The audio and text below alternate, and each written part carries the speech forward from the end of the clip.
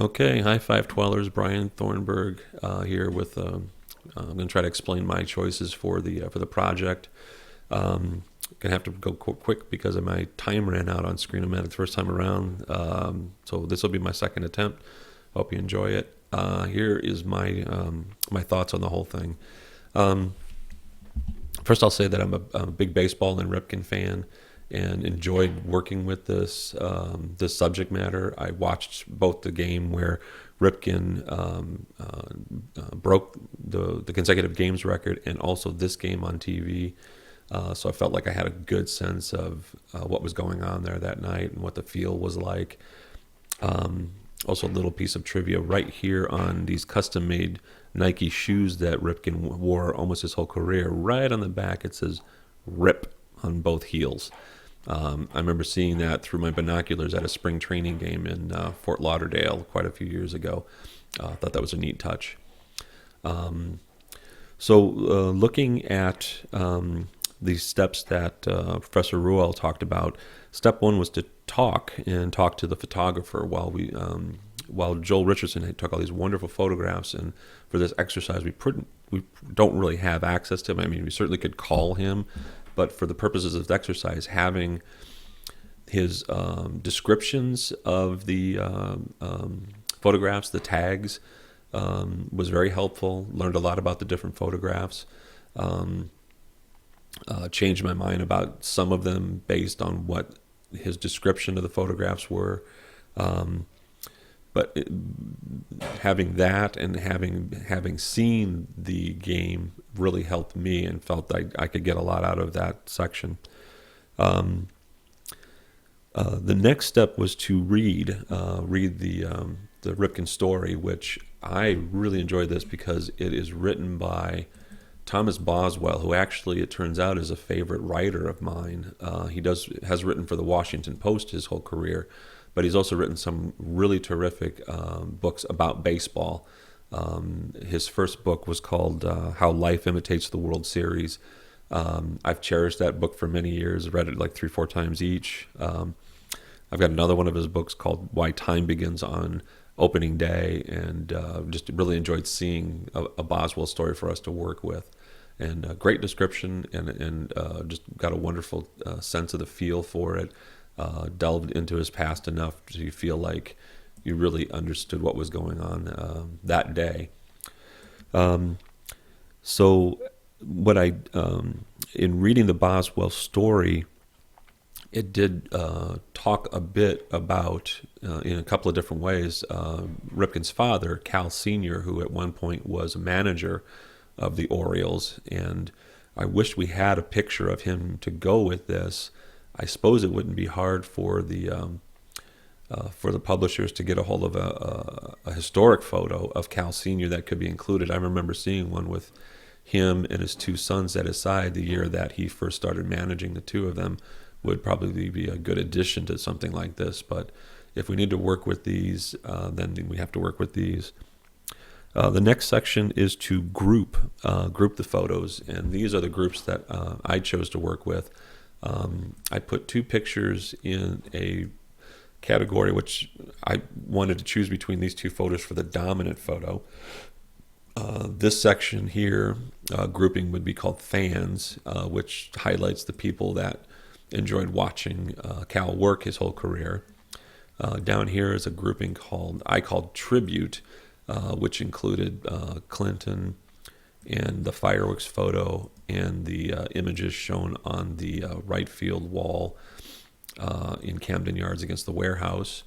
There's a category here that I chose called teammates, which includes this photo of him with Eddie Murray, a group photo of his teammates, and then this photo with Brady Anderson.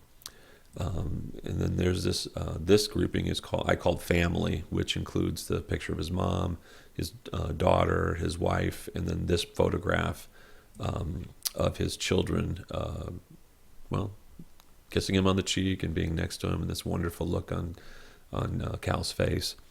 So those are the groupings I chose, and wanted to choose one each from these groupings, which I felt would be the best picture for telling that particular story, in the same time balancing out different focal lengths,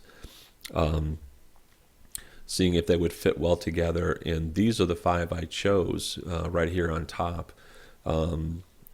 This photo I felt told the best story for the dominant photo to be the one that would be the largest size. You clearly see his name, his face, the traditional tip of the cap that players do when acknowledging fans, a large segment of the field, just an incredible angle. This is the best picture for dominance that I feel. This is a close second after he finished, but this is my favorite photo of the bunch, and the anchor for the story. It's also got a lot of space available for graphics, in this area, down here, even across. It would just lend itself well to that.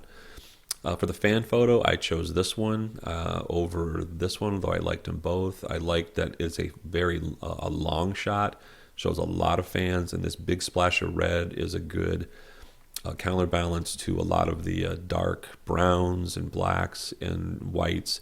Not much of a palette going on here, except for the little bit of burnt orange that's part of the Baltimore colors.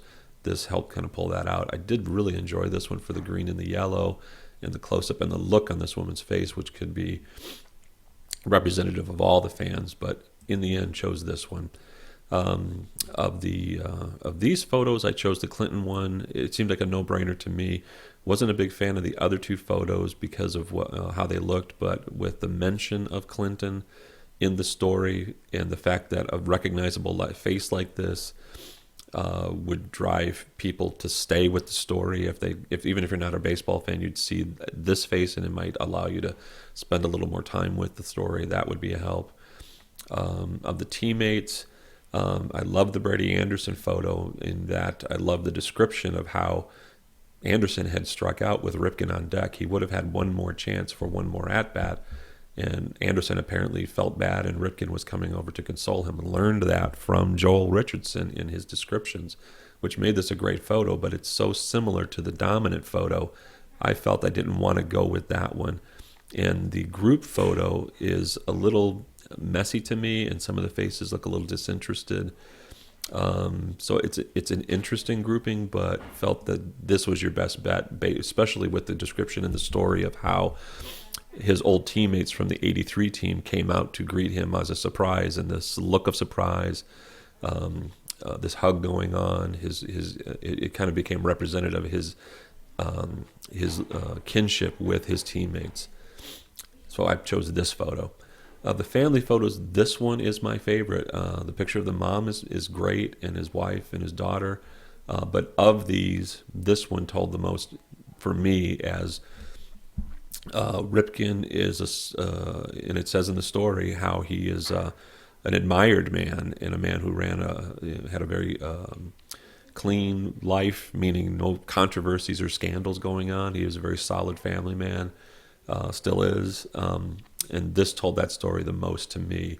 So when you group that with this as your largest dominant picture, and these, there's a nice mix of really long shots, a couple few medium shots, and then this is a medium shot, but close-ups, meaning here and here, semi-close, and then a long shots here. Just felt like it was a really good grouping. So this would how it would look for me. This on one page, and then these spread out on the other pages. So that is my description, and